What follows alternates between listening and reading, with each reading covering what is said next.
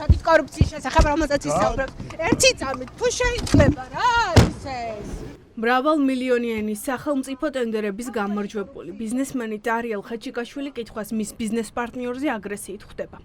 არადა ზურაბ ტუკვაძის აღიარებით მათ ჩვენებამ, რომ ტენდერების მოგების სანაცვლოდ დიდ ქრთამს იხდი და ბევრი კითხვა გააჩინა. თუ ერთ ბიზნესმენს მილიონზე მეტი ქრთამი აქვს გადახდილი, ვინ იცის რა გარიგებებით არის მოგებული სხვა ტენდერები. მხოლოდ კომპანია სოლემარც, რომლის შეფმაც ქრთამის მიცემა აღიარა, 278 ტენდერი აქვს მოგებული და 110 გამარტივებული შესყიდვა. მათ შორის 2024 წელს პროდუქტს შინაგან საქმეთა სამინისტროსაც აწვდიდა. სავარაუდოდ ამ დრომდე ემსახურება პენიტენციურ სამსახურს. ჯამში მხოლოდ სოლემარც 53 მილიონის შესყიდვები ჰქონდა. არანაირი გარანტია არ არსებობს, რომ ეს ადამიანი მსგავსი კორუფციული გარიგებით არ არის შესული სხვა უწყებებთან და სხვა შესყიდვებში. ესით ყველგან უნდა მოხდეს მოკვლევა, ხო არ ქონდა მსგავს სქემას ადგილი, ხო? ეს არის ლოგიკური შემდეგი ნაბიჯი, რომელსაც საგამოძიებო უწყებამ უნდა მიმართოს, თუ მას აინტერესებს კორუფციასთან ბრძოლა. და თუ ამას არ იზავენ, ესე იგი ეს ნიშნავს, რომ ისინი ადასტურებენ რეალურად, რომ გამოძიებას იყენებენ პოლიტიკური მიზნებისთვის შიდა კლანურ ბრძოლაში. ბიზნესმენი ზურაბ ტუკვაძე, რომელიც ამტკიცებს, რომ ქრთამის მიცემა ირაკლი ღარიბაშვილთან იყო შეთანხმებული და ფული ჩანთებით მიდიოდა, სამედიცინო აპარატურის ბიზნესთან ერთად ფლობს ავტობიზნესსაც. ის ტარიელ ხაჩიკაშვილის შვილთან ერთად კიას მფლობელია. კიას ცენტრს კი არაერთი ტენდერი აქვს მოგებული. კომპანია სოლემარც, რომელიც ამ წლების განმავლობაში იგებდა ტენდერებს, თავიდანვე ჰქონდა კორუფციული რისკები, დაბალი კონკურენცია, დაბალი ფასტაკლება, ავანსის გაცემა, მაგრამ აქამდე ეს დაბრკოლება არ იყო ხოლმე.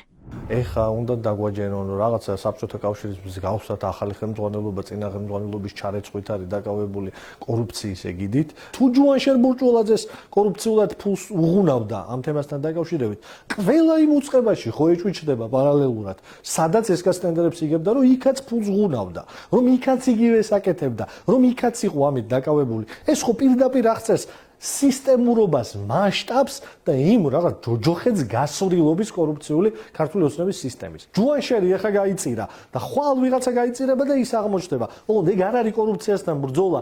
კია, სოლემარტი, ის კომპანიები, რომელი კომპანიებიც შედიოდნენ ტენდერებში, საკმაოდ ძვირადღირებული ტენდერები აქვს, საკმაოდ დიდი რაოდენობით, ანუ მაღალთანხიანი ტენდერები აქვს მოგებული. რეპუტაცია შელახული კომპანიები არიან უკვე ესენი, რადგან ერთხელ კომპანიის დირექტორი იზახის, რომ მე 10%-ს ვიხდიდი რაღაც კონკრეტულ ტენდერში, მის მიერ უკვე არსებული ტენდერები, რომლებიც ახლა მიმდინარე არის, ხო, შეუძლებელი არის, რომ აქ იყოს ყველაფერი სუფთა და აქ იყოს ყველაფერი კანონის შესაბამისობაში. ყველა ტენდერი უნდა იყოს შესწავლილი. ახლა მკვლევარებს აინტერესებთ, თუ ერთი ბიზნესმენი აღიარებს, რომ ერთ მინისტრს უხდიდა ქრთამს, უხდიდა თუ არა ფულს სახელმწიფო შესყიდვების სანაცვლოდ სხვებსაც. თუ ერთ ბიზნესმენს სთხოვდნენ ქრთამს, იგივენაირად ითხოვდნენ თუ არა ფულის მიტანას სხვებისგანაც. წესით საგამოძიებო უწყებები ახლა მაინც უნდა იძიებდნენ იმ ფაქტებს, რაზეც წლებია სხვებისგან ისმენენ. ეს თანხები არის ძალიან მცირე ნაწილი და აისბერგის წვერი იმ რეალურ კორუფციულ მთებთან შედარებით, რომელზეც დგას ქართული ოცნება და რომლის საშუალებითაც მდიდრდებოდა და მდიდრდება დღემდე ქართული ოცნების არაერთი მაღალჩინოსანი, ამიტომ ეს არის ერთი პატარა ჯიბე, რომელიც ხილული გახდა ბოლო მოვლენების გამო, თუმცა ყველა ძალიან კარგად უნდა ხვდებოდეს, რომ ამის მიღმა არის ბევრი იდენტური სქემა, რომელზეც საუბარი არ მიმდინარეობს, სწორედ პოლიტიკური ინტერესიდან და მიზანშეწონილობიდან გამომდინარე. ქართულმა ოცნებამ სულ ახლა ხანს გადაწყვიტა კორუფციასთან ბრძოლა. ამაში არწმუნებენ საზოგადოებას, მაგრამ ეს მაღალჩინოსნების დაკავებების სერია უფრო პოლიტიკურ ბრძოლას გავს. არ არის გამორიცხული დაიჭირონ სხვებიც.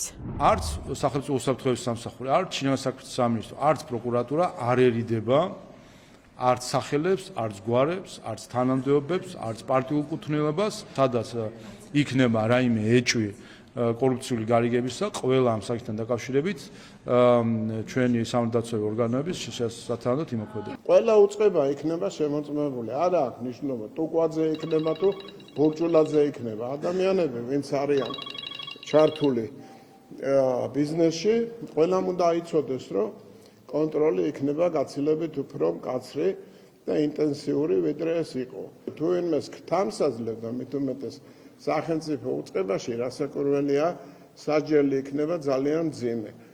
ვინც არ უნდა იყოს. ბიზნესმენი ზურაბ ტუკვაძე იყო პირველი, ვინც ირაკლი ღარიბაშვილს და ჯუანშერ ბურჭულაძეს ხელი დაადო. შაბათის ეთერმა მოიპოვა ჩვენება, სადაც ტუკვაძე ჯარის ძარცვის სქემის თანამონაწილეობას აღიარებს. ეს მხოლოდ ერთი საქმეა, რომელიც უკვე გამჟღავნდა. შესაძლოა ასეთი ათობით სქემა არსებობდეს.